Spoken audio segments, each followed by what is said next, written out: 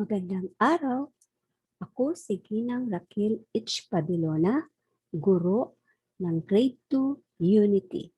Ang paksa natin ay Filipino 2. Bago natin umpisahan ang ating aralin ngayong umaga, tayo ay manalangin.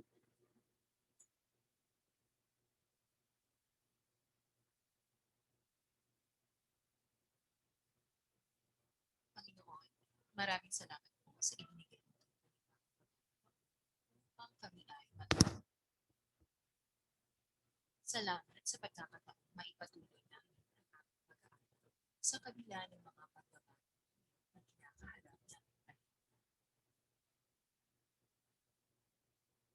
Gabayan ninyo kami lahat na mag-aaral upang malinang ang aming isipan at maunawaan ng lubos ang anumang leksyon na itinuturo sa amin. Gabayan din naman ninyo ang ating mga guro na patuloy at walang sawang nagbibigay ng inspirasyon at gumagabay sa amin sa kabila ng kinakaharap. Sa iyo ang kaluwalhatian at ating pagsamba, Panginoon natin Diyos, sa pangalan ng na ating pinagpapalinis.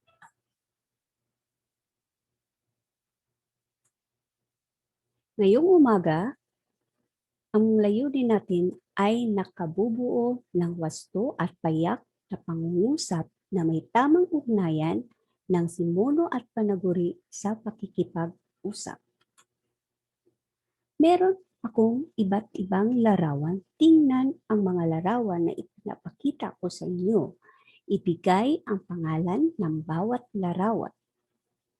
Ano ang pangalan ng unang larawan? Tama. Ang unang larawan ay bulaklak. Pangalawang larawan ay bata. Ano naman ang pangatlong larawan? Tama, aso. Pang-apat na larawan, ano ang pangalan? Tama, puno. Panlimang larawan, mangga.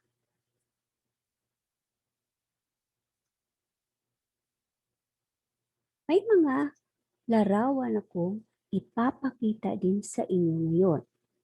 Titingnan ang mga larawan na ipapakita ko. Tingnan mabuti at magtanong ako sa inyo. Kailangan ay makasagot kayo sa aking mga katanungan.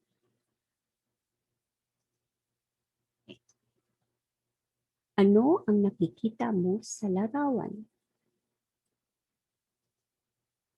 Tama, mga bata.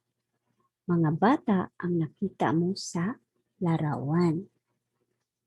Pangalawa, nasaan ang mga bata? Nasa palaruan. Pangatlong tanong, ano ang ginawa ng mga bata sa palaruan? Nagpapadulas. Pang-apat, ilarawan ang mga bata na nagpapadulas sa palaruan. Sila ay masaya.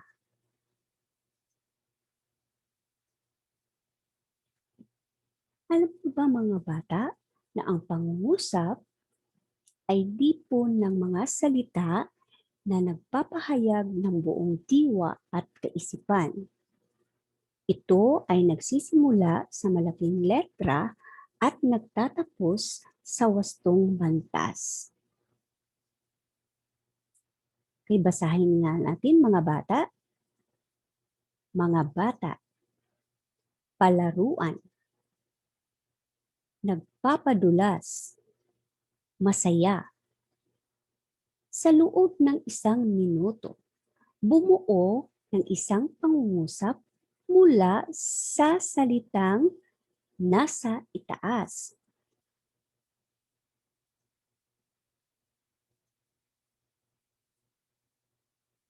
Mahusay mga bata, nakabuo kayo ng pangungusap. Okay, babasahin natin ang nabuo niyong pangungusap. Ang mga bata ay masayang nagpapadulas sa palaruan. Sino ang pinag-uusapan natin sa pangungusap? Ang mga bata ang pinag-uusapan natin sa pangungusap.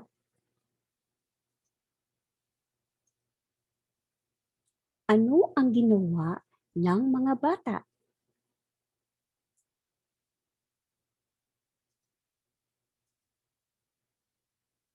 Ang ginawa ng mga bata ay nagpapadulas. Saan sila nagpapadulas?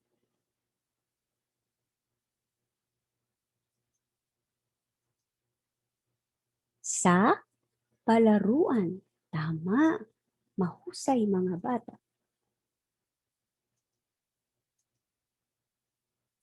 Ilarawan ang mga bata na nagpapadulas sa palaruan.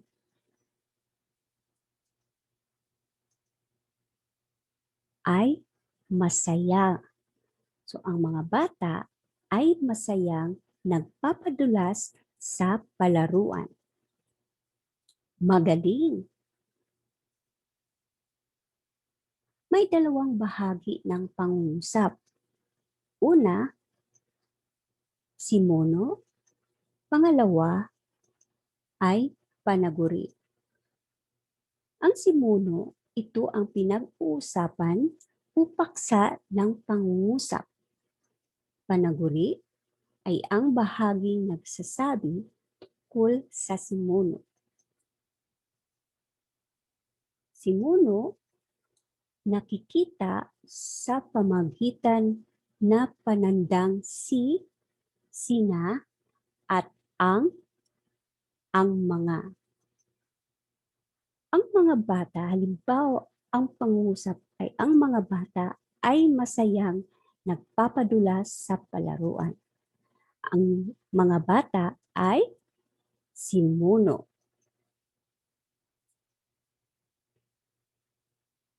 Panaguri. Kapag ito ay sumusunod sa simuno at nagtatagpuan sa hulihan ng pangungusap, pinangungunahan ito ng panandang ay. Tingnan ang pangungusap kung saan dito ang panaguri. Ang mga, itong sinasalungguhitan na ang mga ito ay simuno. Yan.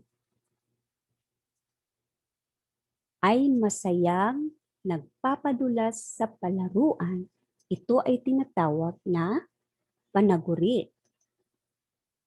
Mga halimbawa, ang mga may bilog sa mga pangungusap ay mga simuno at ang may salungguhit naman ay ang mga panaguri.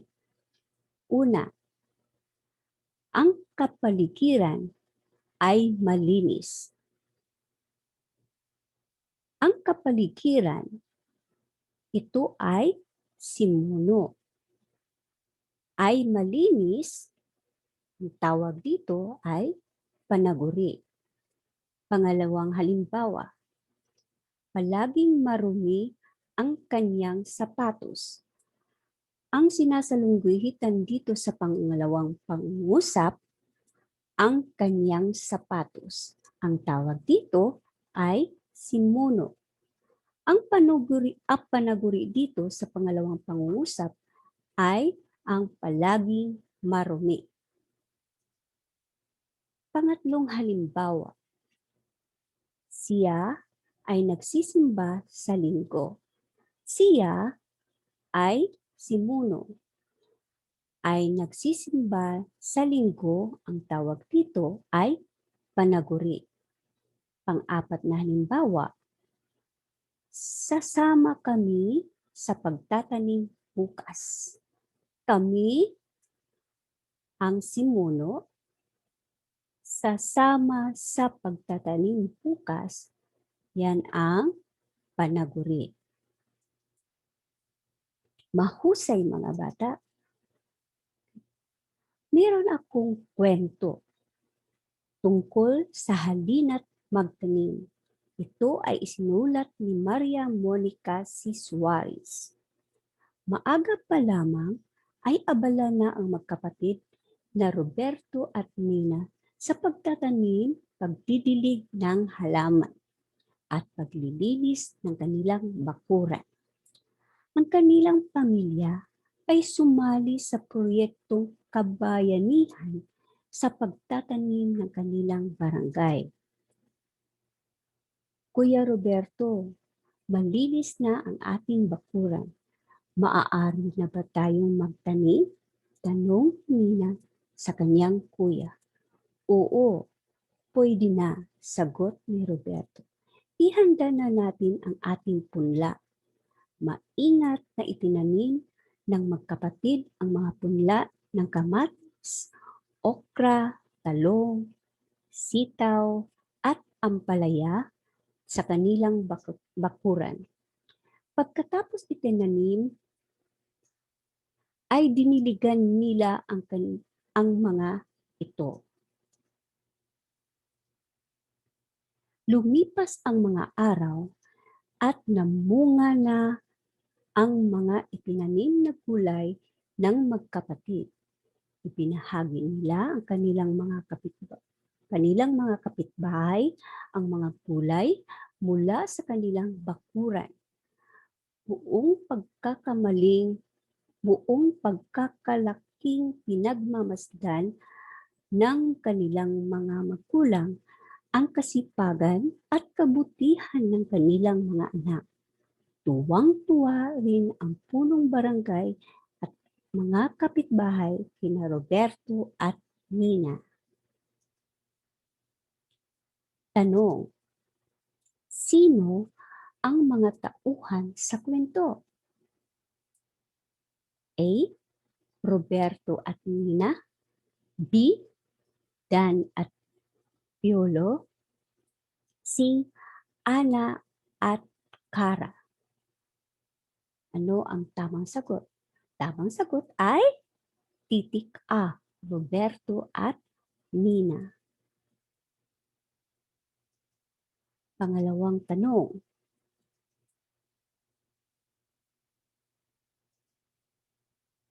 Ano ang ginawa ng magkapatid sa kwento?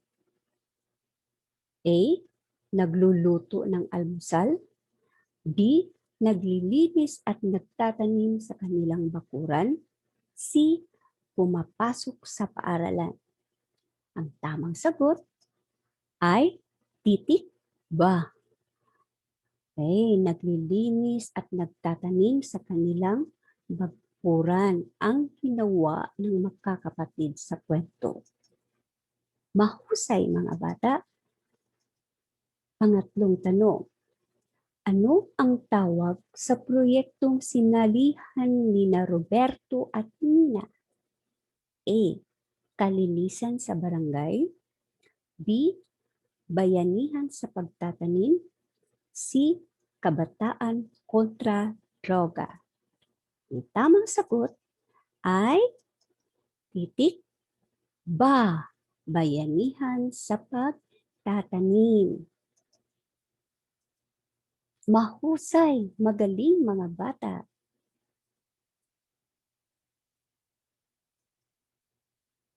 Ang apat na tanong. Ano-anong punla ang itinanim ng magkakapatid? A. Kamatis, talong, sitaw, at ampalaya. B. Sitaw, bataw, patani, at kalabasa. C. Upo, sitaw, kamatis, talong, at kalabasa. Ano ang tamang sagot? Ang tamang sagot ay titik A. Kamatis, talong, sitaw, at ampalaya ang itinanim ng magkakapatid.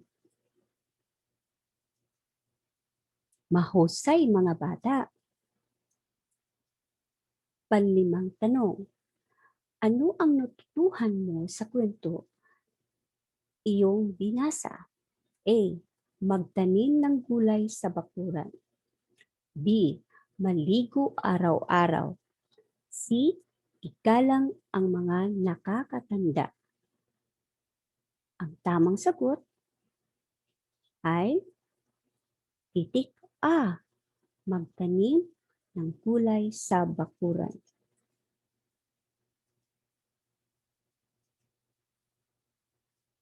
Okay. Meron tayong pangkat 1. Panuto sa lungguhitan ang mga simuno at ikaho naman ang panaguri. Okay. Lungguhitan natin.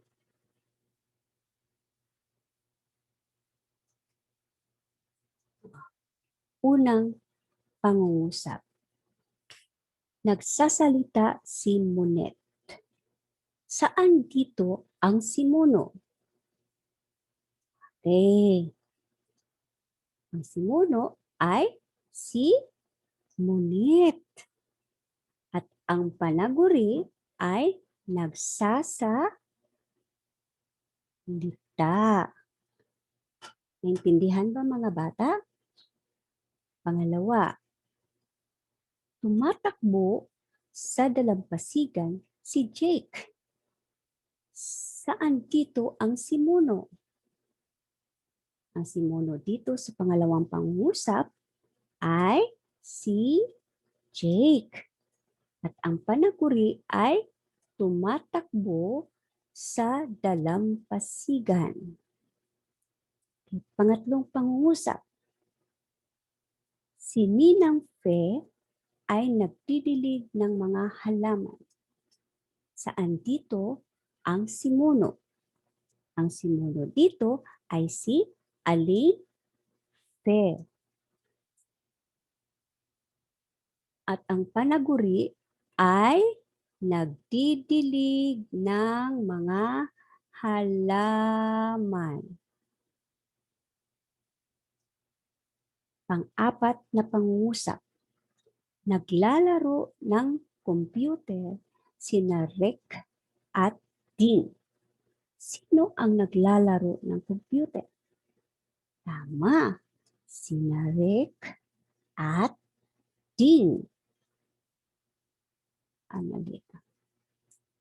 Okay. Erase. Wait lang. Kamali ako. Eraser. Okay. Okay. Sina Rick at Dean, ito ay simuno. Ang panaguri ay naglalaro ng computer. Pang-apat na pangungusap. Sina ate at kuya ay naglilinis sa labas sa bahay. Ang simuno dito ay sina ate at kuya. At ang panaguri dito ay naglilinis sa labas ng bahay. Yan. Yan ang panaguri. Intindihan ba mga bata?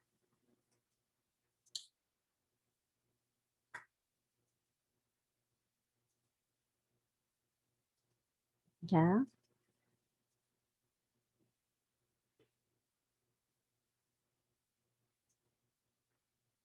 Okay. Dito naman tayo sa pangalawa. Okay. Okay. Pangkat dalawa. Okay, gawaing dalawa. Panuto. Bumuo ng pangusap gamit ang simuno na sa hanay a at panaguri na sa hanay ba. Okay. Mga bata, subukan nga natin. Gawin natin sa magbuo tayo ng pangungusap gamit ang simuno at panaguri. Ang simuno ay nasa hanay A, ang panaguri ay nasa hanay ba. Okay. Nina, maganda. Gawin ito sa pangungusap gamit ang simuno at panaguri. Magaling. Si Nina ay magandang bata. Pangalawa, aso, mabagsik. Gawin ito sa pangungusap.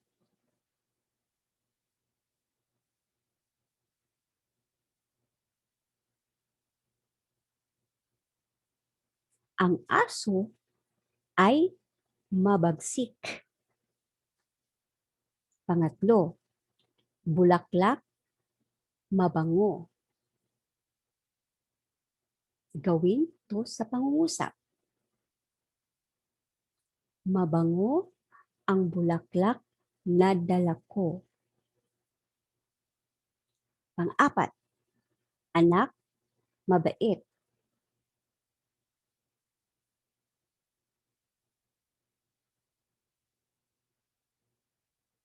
Ang kanyang anak ay mabait na bata. Panlima, rosas, matinik. Rosas, matinik. Ang rosas ay matinik na hinahawakan ko. Okay, galing. Dito naman tayo sa gawain 3 o pangkat 3. So, gamit ang simuno o panaguri, bumuo ng mga pangungusap.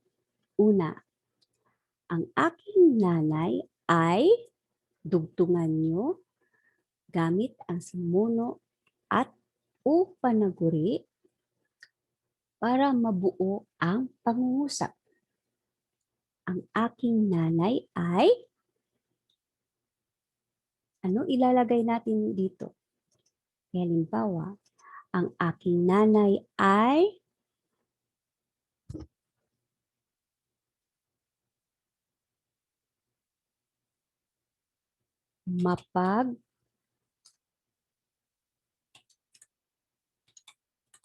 mapagmahal na ina.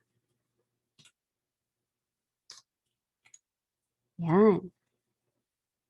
Pangalawa, maraming pasyente ang namamatay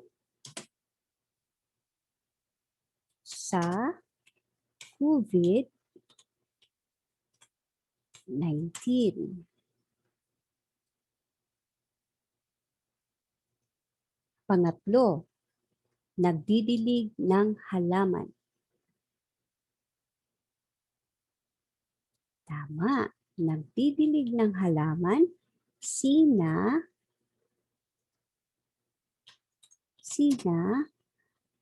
Carla at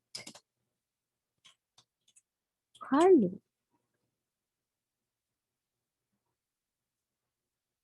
Pang-apat, ang sakit na COVID-19 ay nakakamatay.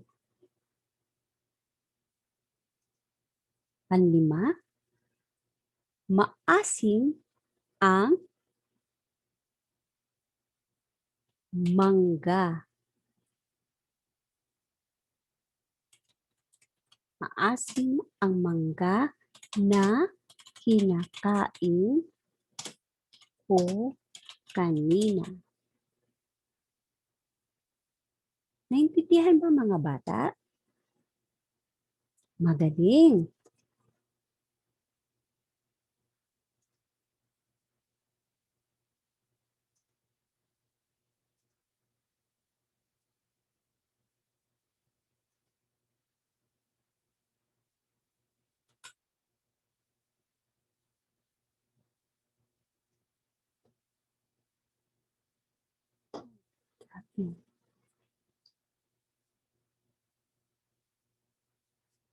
Okay.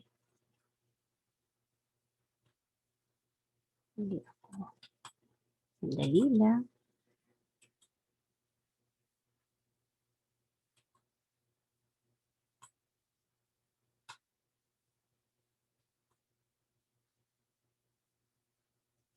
I-erase muna natin to. Nakalimutan. Pasensya na po.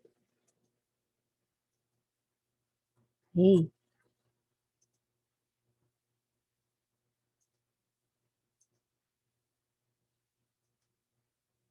Magaling. So tayo ngayon ay manood tayo ng balita. Panoorin natin ang balita.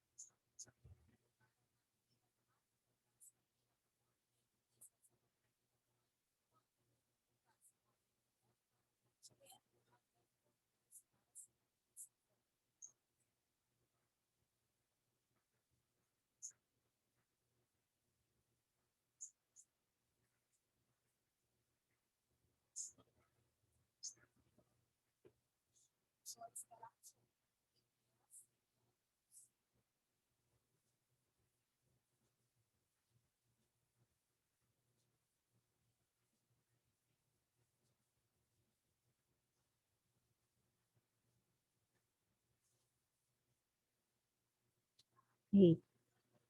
Ano ang COVID-19? Ano ibig sabihin ng COVID-19?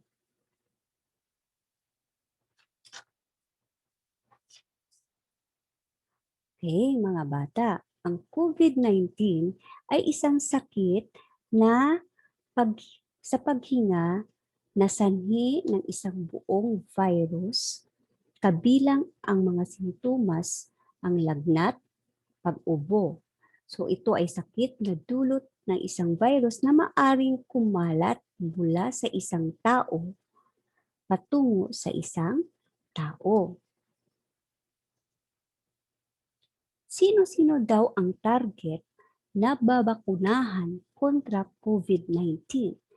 So ang target dito ay sino kaya?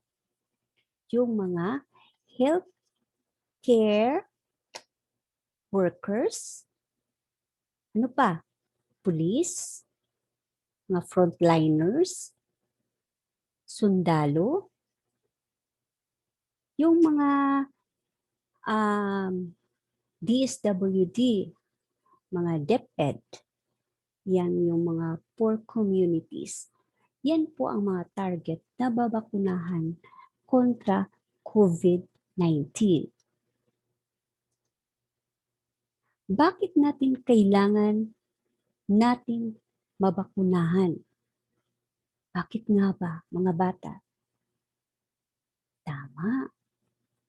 Para hindi tayo magkakahawaan at masugpo ang mga virus na kumakalat sa ating lugar o sa ating mundo. Okay. Mga bata, bilang isang bata, sumang-ayon ka ba sa balita? At bakit? Tama. Sumang-ayon tayo na mababakunahan tayo para hindi tayo madapuan ng virus. Para hindi tayo mabilang sa mga namamatay na nagkaroon ng COVID sa ating mundo. Yan. So paano mo mabuo ang simuno at panaguri sa pangungusap? Ano kaya mga bata? So, binubuo ito sa panlahat na sangkap ang panaguri at ang paksa, subalit buo ang diwa. Ayan. So may dalawang ayos ng pangungusap. Karaniwang ayos at di karaniwang ayos. Kung ang pang-uri ay nauna kaysa simuno at simuno ang pangusap ay nasa karaniwang ayos. Kung ang simuno naman ay nauna kaysa pang-uri, ang pangusap ay nasa di karaniwang. Ayan.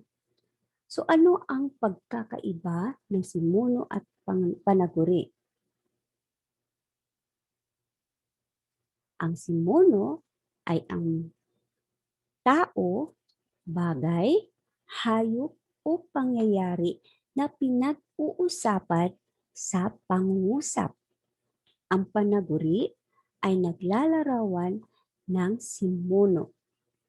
So, ang panandang ay kadalasang makikita sa mga pangungusap na nasa di karaniwang ayos. Halimbawa, ang bagong tsinilas ni Ana. Ito ay halimbawa ng karaniwang ayos. Halimbawa naman di karaniwang ayos, si Ana ay bumili ng bagong tsinelas. Intindihan ba mga bata? Simuno at panaguri. Ang pagkakaiba ng simuno at panaguri. Magtataya. Sa ibaba ng hanay ng mga salita, bumuo ng pangungusap na may simuno at panaguri gamit ang mga salitang ibinigay. Halimbawa, puno, mataas. Gawin to sa pangungusap. Ang puno ay mataas. Una, bago. Pangalawa, lapis, matulis. Pangatlo, Remy, masipag. Pang-apat, Jose, matalino. Panlima, ospital, malaki. So gawin ito sa pangungusap. Isulat ito sa inyong malinis na papel. Okay. Karagdagang gawain natin. Basahin ang kwento, itala ang simuno at panaguri na matatagpuan dito. Isulat sa sagutang papel ang sagot. Okay. Magkapitbahay sina Bert at Jake. Sila ay parihong nasa ikalawang baitang. Paborito nilang laro ang basketball. Masayahin silang dalawa.